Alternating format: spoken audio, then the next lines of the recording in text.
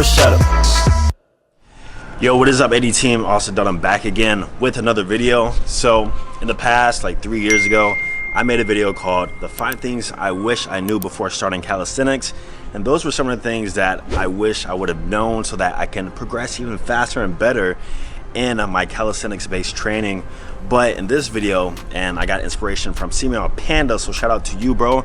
But we're gonna talk about 5 things I did right when I started working out. So here are 5 things that I just did absolutely right, and it helped me progress even more. And if you do these 5 things too, you're gonna see better results. So without further ado, let's get right into it. All right, so the first thing I did right was I focused on exercise progression. And I was very heavily into progressing and getting better at my movements. So when I say exercise progression, what I'm trying to say is that I didn't do the same thing for a long period of time. So if I was doing push-ups, eventually I started working towards the one-arm push-up, and I changed my variation, my leverages. I started doing archer push-ups. I started doing one-arm push-ups. I started adding weight to my one-arm push-ups. I started doing one-arm pull-up training. Basically, I was always looking at a way to get better and get stronger, because one thing I've realized whilst being in the calisthenics community is that people don't treat it the same like weightlifting. For some reason, people just do more reps and reps and reps, and the way you're gonna get stronger and progress faster is changing up your workout routine by making the exercises harder. And like I said, the way you do that is by changing up the variation of the exercise, or 2, adding weight to the exercise, which has been a big game changer for me and my physique.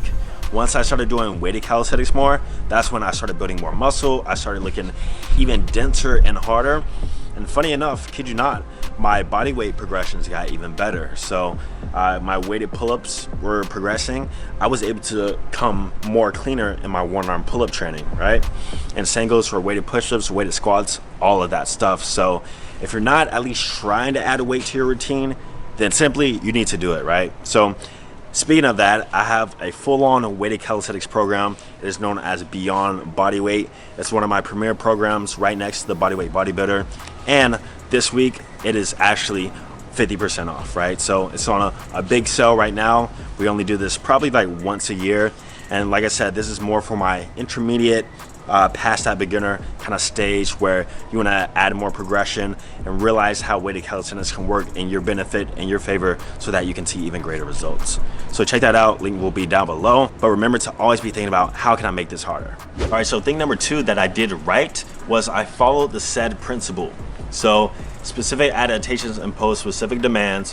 What the SAID principle basically states is that whatever you train at, that's what you're going to get good at. So for me, I had specific goals I wanted to work towards. So example, I wanted a front lever enhancement, for example. Was I doing a lot of cross training and other stuff in order to get the front lever enhancement? No, I was specifically training for the front lever and the handstand, and overall being very defined in my goals and what I wanted to accomplish. And that's comes along by having goals, having a set routine, and then having a training program that is set for that specific routine. So overall, what I'm trying to say is have certain goals that you work towards and actually train towards those goals by using the SAID principle. Don't do a lot of carryover stuff.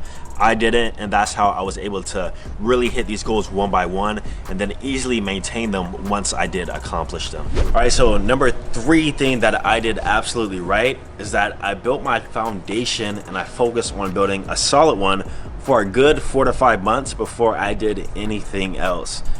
When we get into calisthenics, we see all the fancy moves, right? We see the muscle ups, we see the planches, we see the levers, we see all the crazy stuff that we wish we want to do. And you know, you might have a routine that you work towards, but if you're a beginner, you gotta slow it down a little bit. You gotta, you know, kind of ease into it. And I tell people that building a solid foundation will actually help you progress faster before you worry about all the skills and stuff like that. That's why all my programs are built from having a solid foundation first and then progressing your way up. So what does a solid foundation mean? That means being able to do at least 15 to 20 pull-ups, overhand pull-ups, dead hang all the way up in a row, being able to do at least 40 plus push-ups in a row, being able to do 15 plus dips in a row, and then usually people's squats or leg strength is good, but I would say at least 30 full body squats in a row, right? And once you hit that, that's when you've hit a pretty solid foundation to where you can start progressing into the other more advanced stuff and even start working your skills. So remember, it all starts from the beginning, and if you skip that foundation, then eventually you're going to tumble, because let's think about a building, right? It's built from the ground up. It's not built from the middle up. It's not built from the top down. Ground up, all right? So do that. Great thing number 4 that I did right was I maintained a low body fat percentage throughout my whole entire journey. So you guys already know that calisthenics is really based on relative strength, which how strong you are in comparison to your body weight. So you must be at a low body fat percentage if you want to get really good at calisthenics. There's literally no other way around it. I don't know anybody who can do front levers and one-arm pull-ups at 15% body fat percentage plus, right? It just doesn't exist, because the lighter you are, the easier it's going to be. So you got to take an account into your diet, make sure that is straight, and make sure that you're actually maintaining relatively leanness if you're actually serious about getting good at it. And that's one thing that, you know, I kind of had genetics on my side too, not gonna lie, because I've always been a naturally skinny guy, but also at the same time, I never purposely tried and gained weight. I mentioned this a lot of times. People always think I bulked or something. No, I never naturally tried to go on a bulk or purposely gain weight, because I knew of the effects it would have of me and my training. So keep that in mind, maintain a low body fat percentage as long as you possibly can, and it's gonna help you out. Guys, the last thing that I did perfectly right was honestly be super consistent. Like the reason to my success in everything I've ever done was simply because I was super consistent in it. Day in, day out, every week. If I miss something, I will at least make up for it in some aspect. And I've been that way in my workouts too. I can't tell you a time where I missed over 2 weeks because I simply just didn't want to work out. It doesn't work that way. At the most, I'll miss like 3 days, but something will actually have to be going on. I can't have a day where I'm like chilling, or I actually have time to do something or work out and I don't do it. That's just not in my DNA, not in my nature.